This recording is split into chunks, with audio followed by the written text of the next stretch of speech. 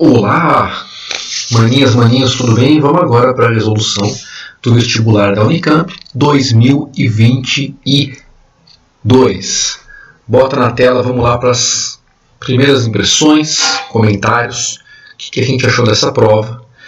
Que esse ano foi um pouco mais difícil que a do ano passado, né? Então a gente teve 8 questões, geografia, vou mexer aqui com a prova QX, 5 questões de geografia humana, 3 questões de geografia física, contando cartografia. Se a gente for pensar em 4 dificuldades, né? Tocinho de neném, que é muito fácil. Polvilho que gruda lá no fundo da boca, mais ou menos, né? Abrir pacote de bolacha, que já é um médio para difícil. E um abrir sachê de ketchup, que é impossível. Esse ano a prova da Unicamp fica com o abrir um pacotinho de bolacha, quando aquele trequinho vermelho dá uma travada, sabe? Questões difíceis, uma questão sacana que, no meu ponto de vista, ela tem que ser anulada e exigindo bastante que você prestasse atenção nas alternativas para conseguir fazer por eliminação. Dava para fazer, a prova não estava impossível, vocês conseguiam fazer, eu tenho certeza que vocês foram bem. Vamos passar pelas questões. Vamos lá.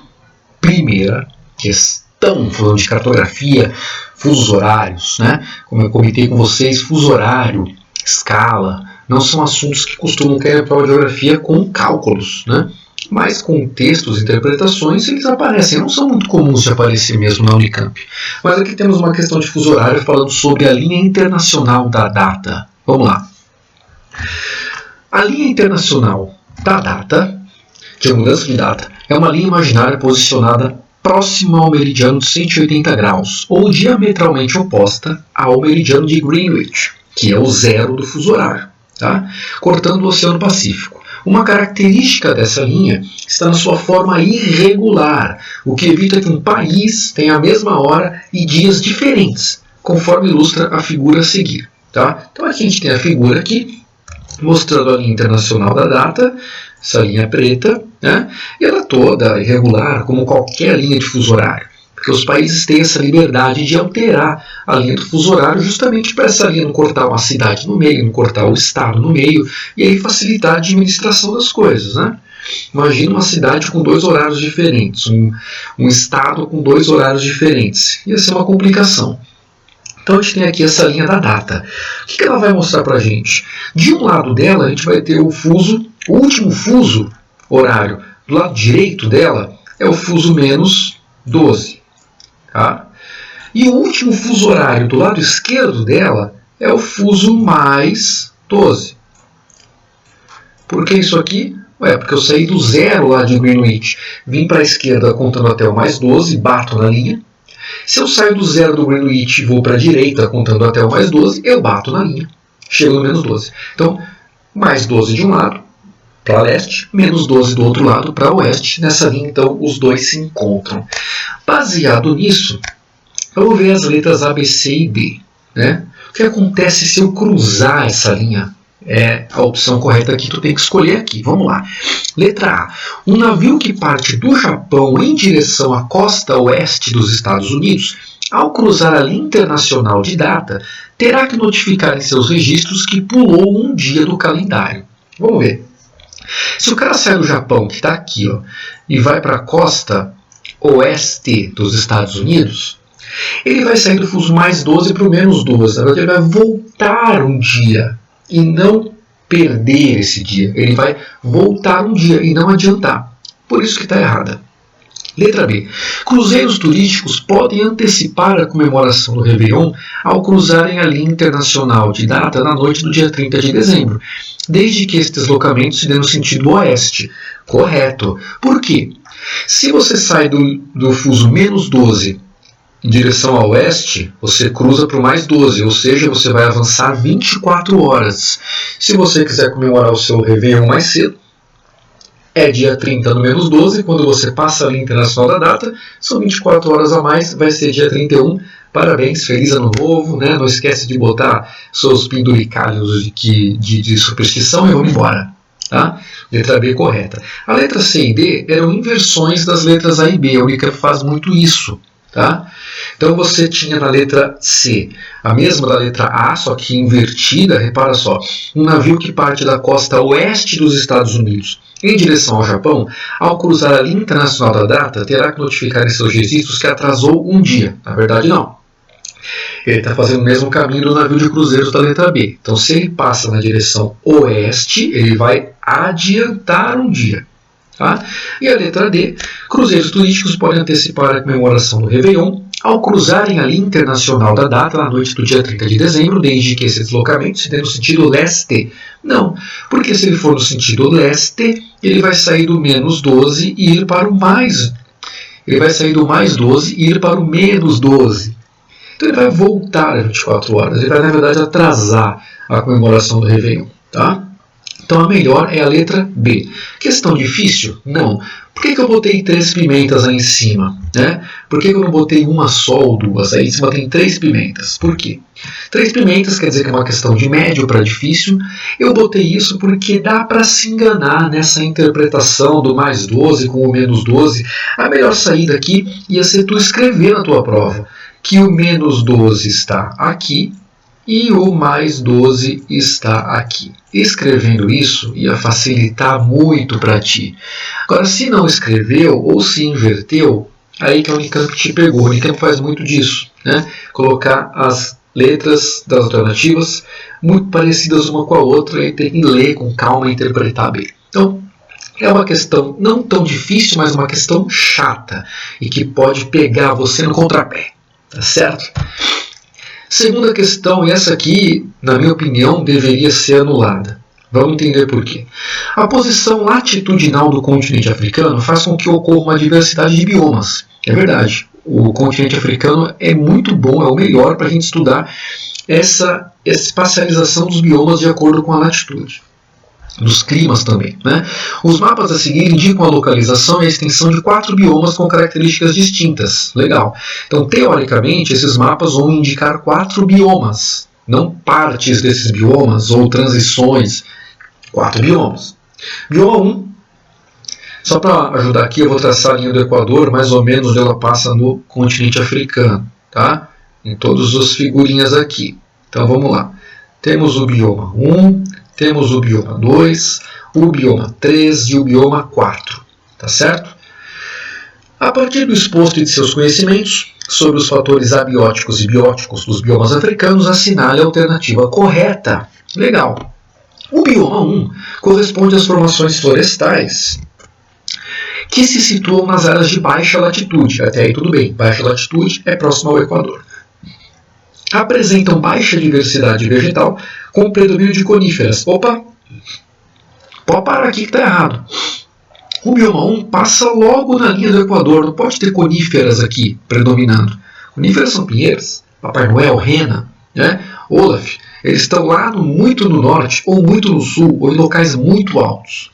Lembra, tu até pode achar coníferas perto do Equador, desde que seja no alto de uma montanha, ou se alguém plantou elas lá, elas conseguiram sobreviver. Aqui você vai ter o Equador, uma floresta equatorial, muito úmida, com grande diversidade vegetal. É uma coisa que a gente sempre fala sobre a África, pessoal. A África é um continente melhor de todos para tu estudar bioma e clima. O Equador passa bem no meio do continente. Então você tem a floresta equatorial, bem úmida no meio. Quanto mais tu se afasta do Equador para norte ou para sul, tu vai ter a transição para a savana e depois para os desertos, tanto no norte quanto no sul. Tá? Então não tem conífera, está fora a letra A. Letra B. O bioma 2 abarca as formações mediterrâneas, desenvolvidas em solos férteis, em climas com verão úmido e inverno seco. Aqui ele está invertendo. Sua fitofisionomia é formada por arbustos baixos intercalados por gramíneas. As espécies são caducifólias por conta do período seco. Pessoal, lembra que o bioma mediterrâneo é um bioma que a gente passa super rápido nas aulas, que ele raramente, muito raramente, aparece nas questões. Mas ele é como se fosse uma savana, entre aspas. Como assim? Porque vai ser uma transição do deserto para a floresta temperada mais ao norte. Então ele não é uma savana. Eu comparei com a savana porque a savana seria a transição do deserto para a floresta tropical mais ao sul. O Mediterrâneo ele vai fazer a transição do deserto para a floresta tropical mais ao norte na Europa, quando a gente fala aqui de África para a Europa. Tá? Então não é um local com solos férteis no geral. Não, é um local com solos rasos, inclusive. Lembra das fotos que a gente viu nas aulas sobre esse bioma? Né? Outra coisa, a vegetação não vai ser predominantemente de gramíneas e arbustos baixos. Ele está descrevendo um campo. Né? A vegetação tem árvores, mas são mais espaçadas, lembra um pouco a vegetação das savanas, né? Esse quesito de árvores espaçadas, vegetação um pouco mais baixa, não tão exuberante. Tá? Então, não é vegetação de gramíneas, tudo bem? Não são solos muito férteis, e o clima está ao contrário aqui, o verão que é seco e o inverno que é úmido. Isso aqui, detalhe, né? Mas na vegetação já matava que não era. Vamos para C. O bioma 3 representa as áreas de deserto, que apresentam espécies xerófilas associadas a dois fatores. As xerófilas são aquelas plantas adaptadas a climas secos, com muita falta de água. Né? Dois fatores. A corrente marítima fria, que dificulta a evaporação da água do mar, e a zona de alta pressão nas médias latitudes, formada por anticiclones. Muito legal, bacana. O bioma 4 engloba as formações savânicas localizadas entre as florestas e os desertos. Até aqui tudo bem. Né? Ocorre em solos hidromórficos desenvolvidos em climas tropicais. O que é um solo hidromórfico? Hidro é água, mórfico é forma. Né? Então um solo formado, que se formou por causa da água da savana, não. Esses solos hidromórficos são em locais alagados que eles acontecem. A savana, lembra do nosso cerrado, uma parte do ano está seca, uma parte está úmida. Não vai ter solos hidromórficos, que são solos de locais alagados, por exemplo, pântanos, mangues. Tá? Não vai ter isso, tudo bem? Vamos continuar. Sazonalidade bem marcadas pela pluviosidade, resultando na formação de fitofisionomias abertas. Legal. Tem realmente uma sazonalidade marcada pela pluviosidade, uma parte do ano é mais úmida, outra é mais seca, resulta mesmo na vegetação mais aberta, mas esses solos hidromórficos, fora. Tá bom? A correta aqui, a mais correta, pelo menos, é a letra C. Mas por que eu coloquei 4 pimentas e por que seria o nível mais difícil e por que eu acho que tem que ser anulada? Porque a letra C está falando que o bioma 3 representa os desertos e não representa, né? A gente teria que ter aqui, se caso representasse os desertos, todo o deserto do Saara que está aqui ao norte. E não temos isso. Ela só representa essa parte sul do deserto do Saara, que é aquela transição da savana para o deserto, ali o chamado Sahel, a parte mais ao sul do deserto do Saara, e lá embaixo representa uma parte do deserto da Namíbia. Então está faltando coisa nessa figura. Ou foi uma pegadinha muito mal feita, ou a questão está errada, está incompleta. Fazer o quê? Não é do nível da Unicamp. Né? Próxima, questão 43. Na economia do Chile, entre outros aspectos, destacam-se as indústrias vitivinícola, agrícola, pesqueira e mineira. Legal. Houve um ciclo muito forte de exportação de matérias-primas, que produziu um grande crescimento econômico, chamado milagre chileno, a partir dos anos 80. Segundo o Banco Mundial, o paradoxo foi o aumento brutal da desigualdade. As consequências surgiram em 2019, com protestos sociais que culminaram com uma Assembleia Constituinte para rever a Constituição vigente, ainda um resquício do período lá da ditadura. Aí tu lê essa questão e você pensa, meu Deus, eu não sei nada do Chile, não sei nem como é que é o Chile. Nem sei onde fica o Chile. Pessoal, não precisa saber nada sobre o Chile tão aprofundado assim, a ponto de você reconhecer o milagre chileno e tudo. Não é isso, a gente nem vê isso em sala de aula. Mas o Chile é conhecido por algumas coisas, entre elas a exportação de cobre. Maior exportador do mundo, produtor de cobre. A gente fala isso quando eu falo de minério, de geologia e tal. O Chile exporta muito cobre. Sempre que falam de Chile, falam de cobre. Já falei isso nas aulas sempre. É Chile, é cobre. É Chile, é cobre. É Chile, é cobre. Tá? Então vamos lá. Sobre a formação socioespacial chilena, é correto afirmar o quê? Letra A. Prática de vitivinicultura na Patagônia. O que é isso? Vinicultura, vinho, uva. Tá? Extrai bauxita no Atacama, na parte norte, no deserto, e conta com uma economia bastante centrada no estado e as privatizações foram generalizadas. Não pode ser. Como que a economia é centrada no Estado e a privatização é generalizada? Se a economia é centrada no Estado, não tem privatização. Porque o Estado quer dizer o governo toma conta. Se tem privatização, é centrada no mercado. Não pode ser a letra A. Letra B. Extrai cobre na Patagônia, ou para cobre. Pratica salmonicultura, ou seja, cultivo do salmão, né? Peixe, no Atacama. Pô, Atacama é um deserto. Como é que tu vai praticar salmonicultura no meio do deserto? Só se fosse alguns milhões de anos atrás, quando o Atacama era mais úmido. Hoje em dia não dá, né?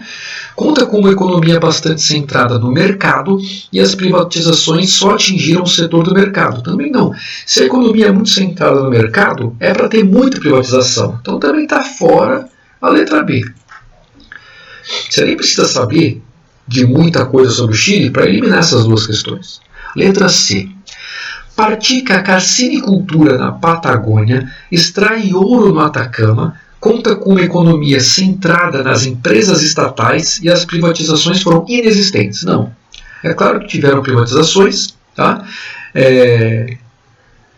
Carcinicultura, que é a criação de camarão, não. Na Patagônia, lá no sul, super frio, não. Extrai ouro no Atacama? Não. O Chile é conhecido por extrair cobre.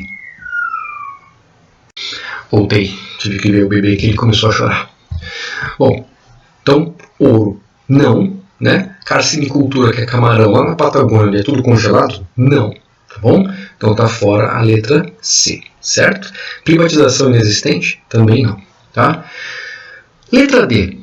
Extrai cobre no Atacama, então cobre na parte norte do país, no deserto, certo? Teve até aquele filme dos mineiros que ficaram presos lá no Chile, todo esse caso, então...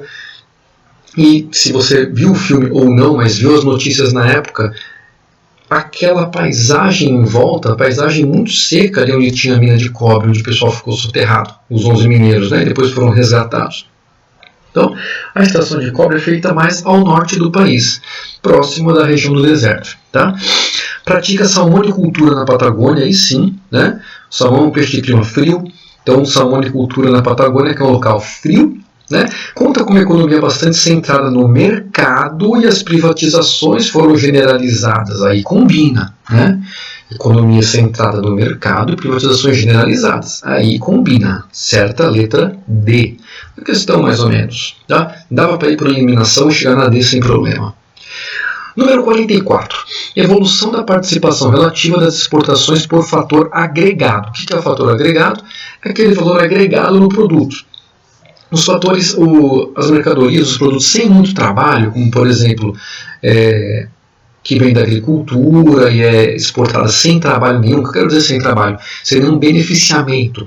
Né? Você colhe a soja, você exporta. Você faz a mineração do minério de ferro, você exporta o minério de ferro. Você não exporta um avião feito com o ferro. Você exporta só o ferro. Então, esses produtos que não são trabalhados antes, que não são transformados em nada, eles são considerados os básicos, com pouco valor agregado. Tá? Os produtos com mais valor agregado são os manufaturados. Os manufaturados vão ter mais valor agregado, quer dizer, você pega o ferro, você leva para uma indústria, você transforma numa máquina, aí você exporta essa máquina. Tá?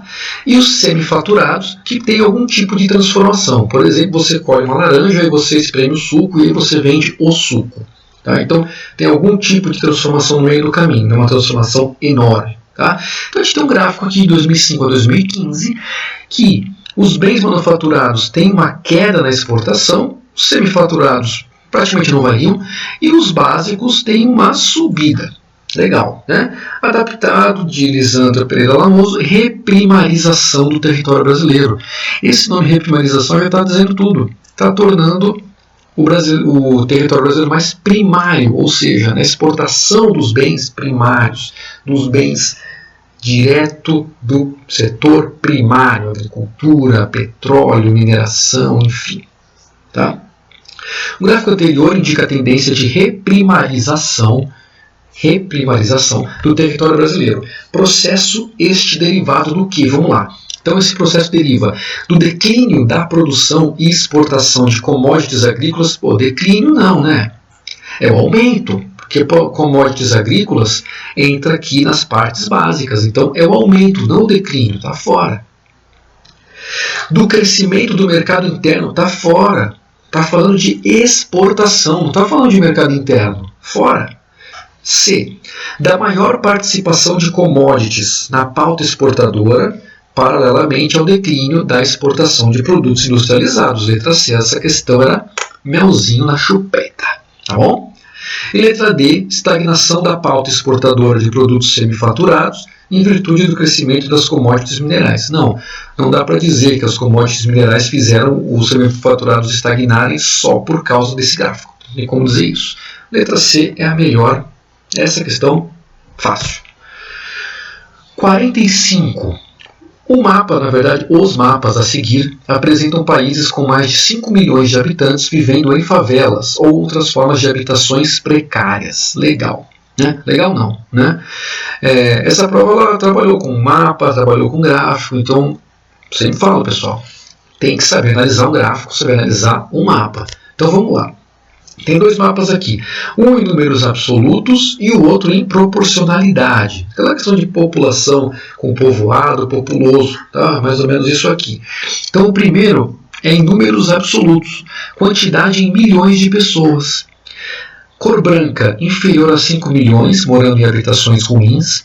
Cor meio cinza claro, de 5 a 10 milhões em habitações ruins. Um cinza intermediário, de 10 a 50 milhões de pessoas em habitações ruins.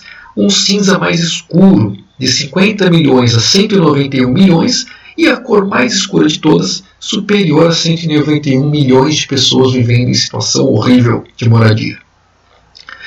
Embaixo a participação em porcentagem, né? 5,4% a 24% no branco da população toda, essas moradias, e assim vai nas outras legendas que eu não vou ler todas aqui. Vamos lá.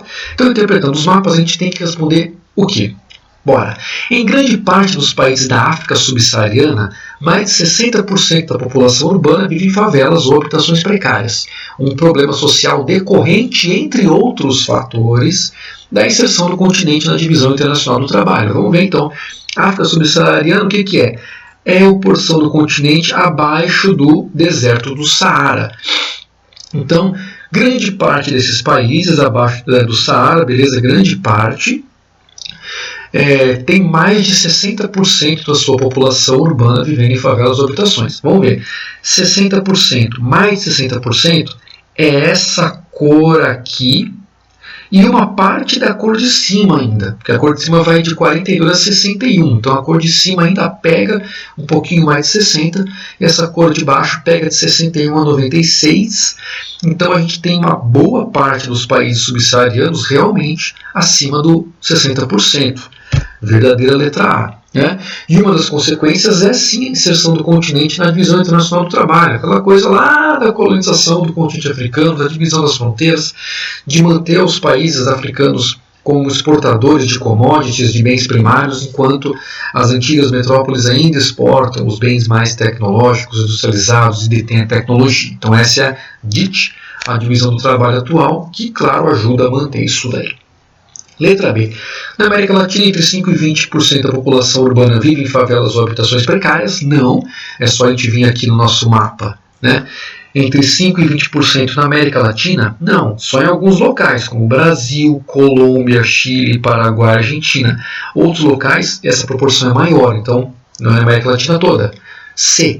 A forte desaceleração da urbanização na China já está errado. A China vem se urbanizando muito nas últimas décadas. Tá? Então não está desacelerando, pelo contrário, está acelerando. Está fora. Letra D. A habitação precária não se coloca como uma questão social importante nos países do Oriente Médio, uma vez que há volumosos investimentos em políticas públicas para o setor da habitação, financiados com recursos obtidos com o petróleo. Não, está errada. Se você vê do Oriente Médio, olha aqui, ó. Turquia, Síria, tá? E os outros países também, ó, Arábia Saudita e os outros menorzinhos, que não dá nem para ver aqui no mapa, eles têm em torno de 5 a 10 milhões ou até 50 milhões de pessoas vivendo em habitações ruins. Então, não quer dizer que isso não é uma questão do Oriente Médio, é uma questão social sim também. Tá? Por esse mapa aqui, onde não temos dados, isso não seria uma questão social nos países da América do Norte, Estados Unidos e Canadá, países da Europa, incluindo a Rússia, e países da Oceania. Isso que são países com ausência de dados, também quer dizer que não tem ninguém morando em situação ruim, claro que tem, né? Letra A, melhor, questão fácil, uma interpretação de mapas que não exigiu uma coisa muito profunda, dava para interpretar numa boa, a legenda não estava difícil, deu para ler. Tá? Questão 46. Os quilombos, espaço da resistência e da insurgência negra desde a sua origem, foram criados como estratégia de enfrentamento ao sistema escravocrata. Nos processos de resistência e sobrevivência dos quilombos, que chegam aos dias atuais, as relações culturais, as identidades e os conflitos têm como elemento central o território, tensionado por interesses ilegítimos e inconstitucionais de terceiros em disputa pela propriedade da terra. Pouco se divulga que existem atualmente no território brasileiro aproximadamente 3.500 comunidades quilombolas que guardam um sentimento de pertença a um grupo e a um lugar. Estão distribuídas por todas as regiões do país, com destaque para os estados do Pará, Maranhão, Bahia, Minas Gerais, Pernambuco e Rio Grande do Sul. Legal. Sobre a demarcação e titulação das terras quilombolas no Brasil, é correto afirmar que teve início com o quê? Pessoal, essa questão aqui, se você mora no Brasil, é brasileiro, tem redes sociais e vê qualquer notícia, você já ia acertar de cara. Vamos ver por quê. Letra A. Teve início na Lei de Terras de 1850. Não. Ah, professor, mas eu não sei o que é a Lei de Terras. Não tem problema, pessoal. Não tem problema. Tá? A gente nem vê isso na geografia, na história que isso aqui costuma aparecer. Ou na sociologia. Na geografia a gente nem fala da Lei de Terras. Fala muito por cima. Né? A lei lá na época do Brasil Império, que determinou que a posse da terra só podia ser feita através da compra, com grana. E tirou os jeitos que eram feitos antes, sesmarias e tal. Compra com grana. Isso foi feito logo depois da lei que abolia o tráfico de escravos. Os caras já estavam de olho que os escravos iam conseguir a sua liberdade e eventualmente iam conseguir comprar uma outra terra, que nem eles compravam a liberdade dos outros fazendo uma juntada de grana. Né? Então essa lei já veio para começar aí a nossa desigualdade grande da atribuição de terras do Brasil. Claro que não foi ela que regularizou e demarca os quilombos. Claro que não foi essa lei. Né? A Lei de Terras de 1850 avançou na segunda metade do século XIX, especialmente após a abolição da escravatura e a institucionalização dos territórios quilombolas rurais. Ela não institucionalizou nada. Tá? E ela não foi depois da abolição da escravatura. A escravatura foi depois disso daqui. Né? Então essa lei de terras foi antes da abolição da escravatura. Tá? Letra B. Então teve início na Constituição de 88. Ainda está em curso o processo de demarcação e poucos territórios quilombolas, rurais e urbanos receberam a titulação da propriedade até o momento. Não sei. Letra C. Fala de novo da lei de terras, né? Então não pode ser. A lei de terras está fora do nosso negócio. Está fora aqui a letra C, então também. Né? Ainda fala que na ocasião foram demarcados os territórios rurais quilombolas, uma vez que não havia trabalho para homens negros e mulheres nas cidades. Ainda não tinha acontecido aqui a abolição. Letra D. Constituição de 88. Na década passada, por meio de políticas públicas, foi finalizada a demarcação e a titulação dos territórios quilombolas rurais, ficando pendente a titulação dos quilombos urbanos. Pessoal, se você é brasileiro, você acha que no Brasil alguma coisa foi finalizada? Eu acho que não. Ainda mais se tem a ver com áreas rurais, demarcação de áreas rurais, ainda mais se é para a população tradicional, como por exemplo os quilombos, ou a população caiçara, ou qualquer outra população tradicional. Não foi finalizado e não vai ser num curto período. Não vai. Então é claro que não é essa aqui. A gente mora no Brasil, e no Brasil, do jeito que funciona no Brasil, infelizmente, funciona assim, ó. Ainda está em curso e vai ficar para o resto das nossas vidas o processo de demarcação e poucos territórios quilombolas, rurais e urbanos receberam a titulação da propriedade até o momento. Brasil. Fácil responder. Se você é brasileiro, você acertou. Questão 47. A Serra do Mar se estende paralelamente ao litoral por cerca de 1.500 quilômetros, desde Vale do Rio Itajaí, lá em Santa Catarina, até a região do Campo dos Goitacazes, no Rio de Janeiro. Trata-se de um conjunto de escarpas controladas por falhas e com graus diferenciados de dissecação, que finaliza o Planalto Atlântico na linha da costa como um horst. A configuração da Serra do Mar pode ser observada nos perfis a seguir nos estados de São Paulo e Rio de Janeiro. Legal, então tem dois perfis aqui. Ele devia dizer qual é o de São Paulo e qual é o do Rio, mas tudo bem, né? Esse aqui é o de São Paulo, porque a gente tem São Sebastião, esse aqui é o do Rio, porque a gente tem Ilha Grande. Esses perfis estão meio esquisitos, né? Ele não dá nem uma unidade embaixo, nem diz que tem um exagero, não fala nada, enfim. Tem duas setas aqui, ó, Rio Camburi, como se o Rio Camburi, o quê? Ele está em dois lugares, tem duas setas para ele, mesma coisa aqui, ó. Rio Mambucaba tem duas setas, ele está aqui, ele está aqui. Enfim, se a figura é assim originalmente, foi uma péssima escolha para usar na questão, né? Se não foi assim originalmente, de repente algum erro de edição, quando foram fazer a prova, as setas saíram do lugar. Enfim, né? A gente tem, o que interessa aqui, a gente tem dois perfis mostrando Ilha de São Sebastião, depois tem uma baixada, né? Aí tem outra baixada, sobe a serra. Mesma coisa aqui, ó, Ilha Grande, Baía da Ilha Grande, uma baixada, sobe a serra. Tudo bem. O que é um horst? Um horst é uma forma geomorfológica que ela é acima das coisas que estão em volta dela. Fala, professor, então isso é um planalto? É como se fosse um planalto, só que é um planalto feito por causa das falhas tectônicas. Então é um tipo de planalto muito específico. É um planalto, ou é uma área que está erguida em comparação com o que está em volta, mas o limite dessa área erguida é uma falha.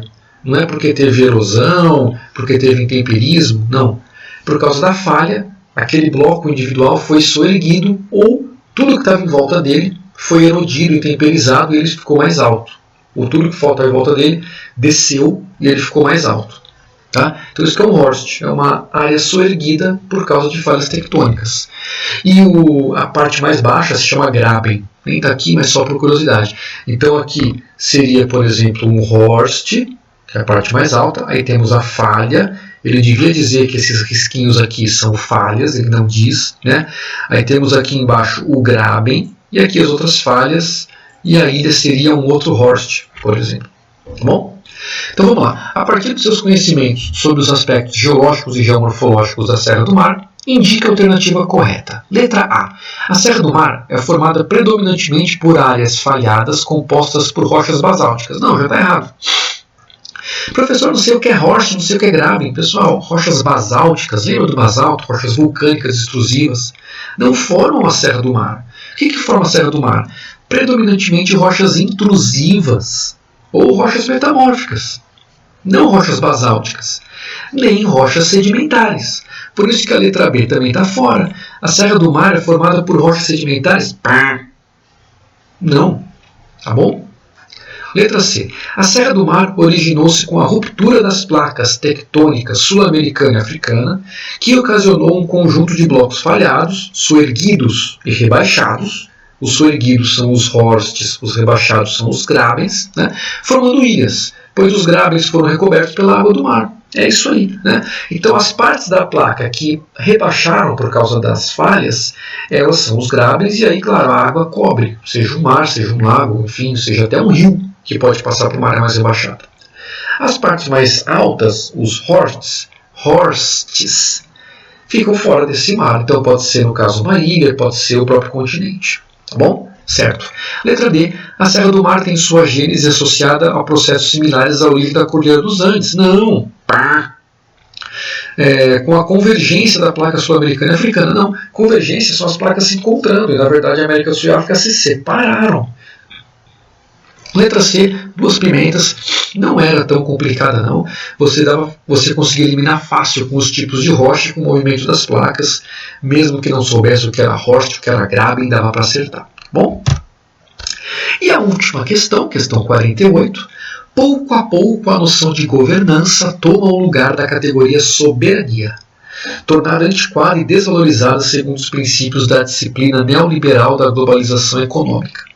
Para os defensores da governança, o Estado não deve mais ser julgado por sua capacidade de assegurar soberania sobre um território, mas pelo respeito às injunções de organismos internacionais que representam grandes interesses comerciais e financeiros globais. Esse termo governança é aquela coisa quando a gente fala das instituições supranacionais, né? Os países acabam perdendo um pouco da sua autonomia sobre o seu território para se dedicar às relações internacionais, seja elas econômicas, políticas, e aí essa governança é como você faz esse meio de campo para você obedecer às regras internacionais ao mesmo tempo que você tem as suas leis internas. Então, sobre os conceitos de governança e soberania, podemos afirmar o quê? Que são sinônimos. Não são sinônimos. O próprio enunciado está dizendo que são coisas diferentes, então não são sinônimos. Está fora a letra A. Letra B.